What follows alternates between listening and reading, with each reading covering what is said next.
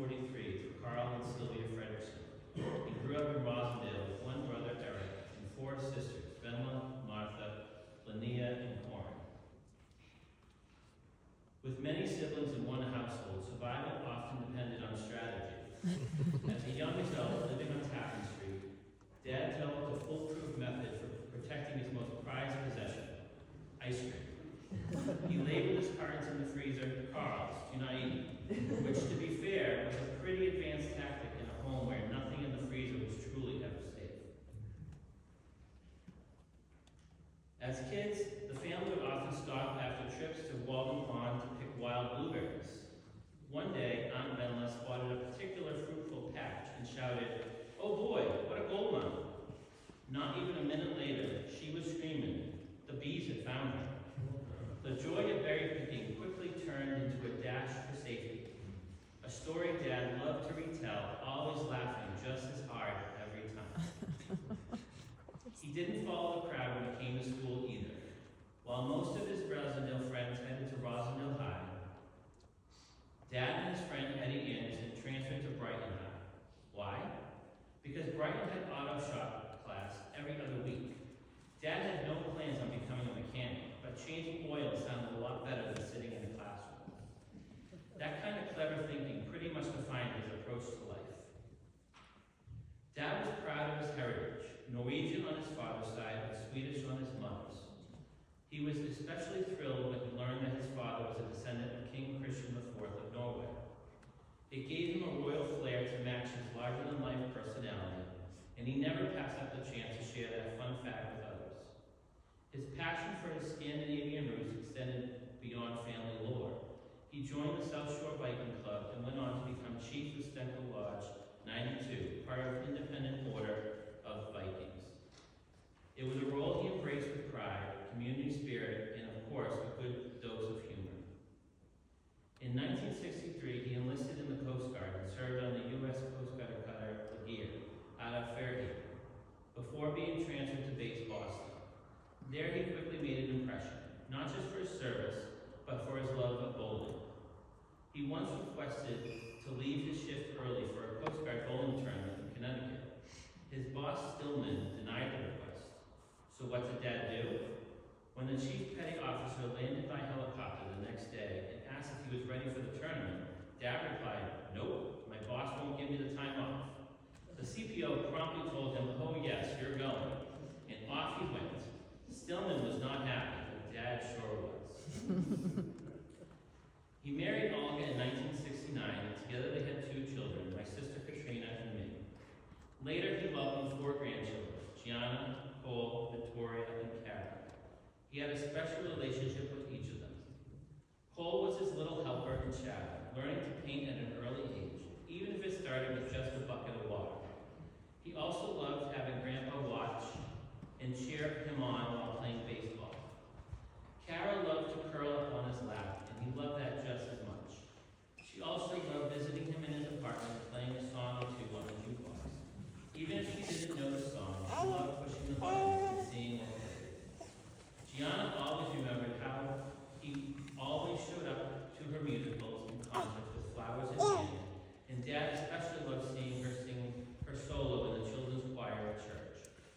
Victoria loved watching old Shirley Temple movies with him and cherished that he introduced her to shows like I Love Lucy, movies like Grease, and her favorite, Mamma Mia. I mean, who doesn't love Apple? He loved the outdoors, whether it was taking up sledding in the cemetery, playing horseshoes with Eric and Mary, summers in Mattapoisett, or at Lakeshore Park, the thrill of the water slides in New Hampshire, or boating with friends and family aboard his beloved boat, Viking. In the early 1980s, he met Jane McKay, who spent her summers in Mattapoisett, and through her, Dad developed a deep love for the town as well. It quickly became a favorite place to relax, recharge, and set out on the water. Captain Karl was at the helm, ferrying us through Buzzards Bay, Woods Hole, Martha's Vineyard, and down to Cape Cod Down. One of my favorite memories was sitting on the bow of the boat with my feet dangling over the edge, watching the sun reflect off the water like dancing lights. That was stretched out across the back seat taking a cat nap. But as soon as we got back to the mooring, that vacation vibe ended, because it was time for of salt had to come off that boat. Every railing, every surface. At the time, I didn't get it. Now I admire it. That attention to detail, that dedication to keeping things nice, was part of who he was. That same pride went into his cars. First, the blue Bomber convertible Buick, then especially the paint wagons. Starting in the 70s, Dad loved those wood-paneled station wagons with the rear-facing third-row seat. He has several over the years and gave me the honor of driving one of my first car. And let me tell you, nothing builds character like pulling into your high school parking lot in a wood-paneled station wagon.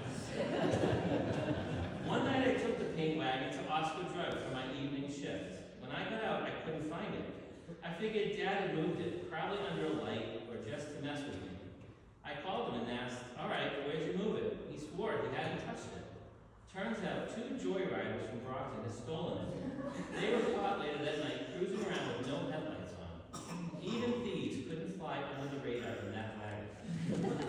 Dad was a music guy through and through. He collected 45 since he was young and loved going to Pete's One-Stop Records to hunt for new import records and fresh releases to enhance his collection. Saturdays at Pete's became more than just music shopping. They became his breakfast club. Dad, George, Stu, and Pete would head over to Nick's place in Norwood for breakfast every week, catching up and sharing laughs over eggs, toast, and tunes. His most treasured music item was his 100-record jukebox, which lit up with twinkling lights that danced and synced with the music. He loved nothing more than sitting back and letting those lights flicker along with a classic doo-wop hit. And while he loved the A-sides, he always made sure we didn't skip the B-sides. Because as he'd say, that's where the real gems are, or the really weird stuff. Either way, we were going to listen to both. As a kid, my friend Jim and I used to have sleepovers at Dad's place at least once or twice a month for a while. We loved hanging out with him, and even tried getting into his doo-wop shows. Little Walter's doo-wop show was a regular listen, and it took requests. Jim and I would sit there practicing our deep voices to call in, just hoping to hear our voices in any song on the radio, on the air. But little Walter wasn't a big fan of kids and probably thought we were pranksters. We weren't. We were just 2 kids wanting to hear ourselves on the radio.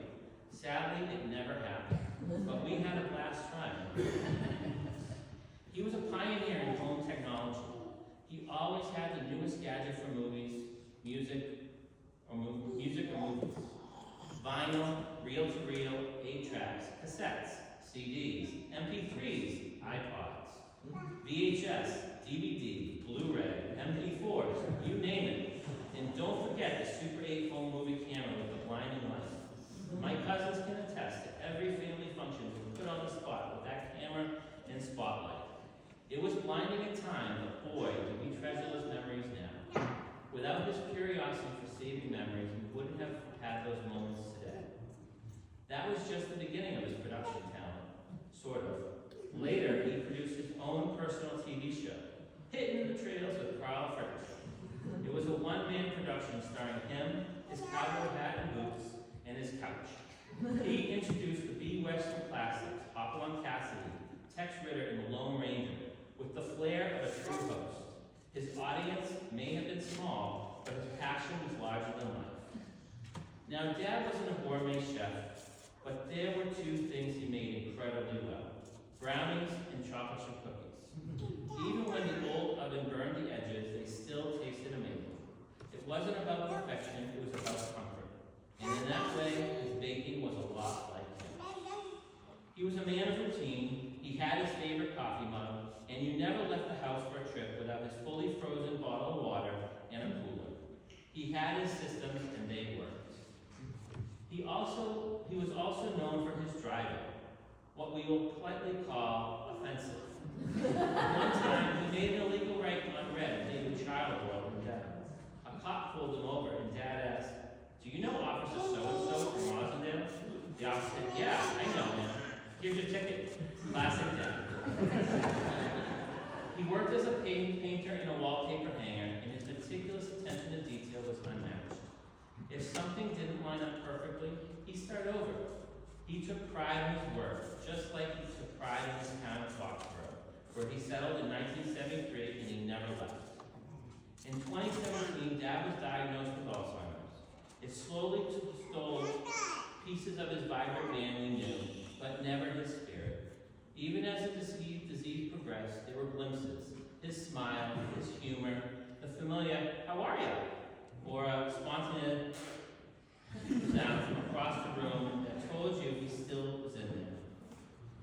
We worked hard to slow the progression of the disease, and we're especially grateful to the dedicated teams at the club in Medfield, the Arbors of Stoughton, Royal Braintree, and of course Harbor Health, for their care, compassion, and support during his journey. And to the family and friends who visited, sat with him, and reminded him he was never alone. Today we say goodbye to little Karl, captain of the Viking, descendant of a king, pioneer of gadgets, lover of music, westerns, brownies, and blueberry fields. He lived with passion, curiosity, humor, and a fearless sense of independence. Let's honor him not just with tears, but with laughter and stories, a strong coffee, maybe a scratchy old record, or a black and white rerun on a quiet afternoon. He's off on one more adventure, sun on his face, wind at his back. In other words, rest easy.